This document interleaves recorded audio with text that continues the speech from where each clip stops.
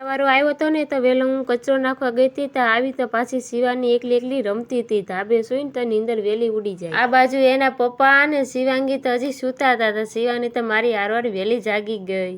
ઠંડો પવન નથી ખાવાનો, મારે તો હજી ચા નાસ્તો બનાવવાનો બાકી છે. પછી ચૂલા ઉપર ચડાવી તપેલી ને ભાખરીનો લોટ બાંધવાનો હજી બાકી હતો મારે. ચા તો ઉકાળ્યો ત્યાં મેં જોયું તો બાઈ ઢીંગલીઓ રોતી હતી ને તો હું જોવા ગઈ તો રોતી નહોતી. બે તો ઢીંગલીઓ છે, મને એમ કે બે ઢીંગલીઓ બાંધે છે ને રોવે છે. ત્યાં તો નહીં, બે ઢીંગલીઓ તો રમતી હતી. તો મારે તો ચા પીવાનો બાકી હતો તો મેં તો ચા બની નાખ્યો ને ભાખરીનો લોટ બાંધી હતી, ભાખરી વળવાની બાકી. ચા નાસ્તો કર્યો હતો ને તો ઘરમાં જેમ તેમ પડ્યું હતું તો પેલા એ બધું હરખું કર્યું, કામ કરીને નવરી થઈ.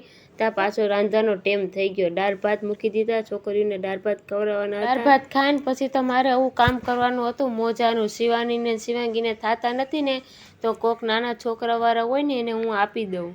મોજા ને થોડાક લંગોટ ને કપડાની થેલીમાં પડ્યા ને ત્યાં તો કૌશિક આવ્યા ઓફિસેથી. મને કે ભૂખ લાગી છે, કાંઈક જમવાનું બનાય.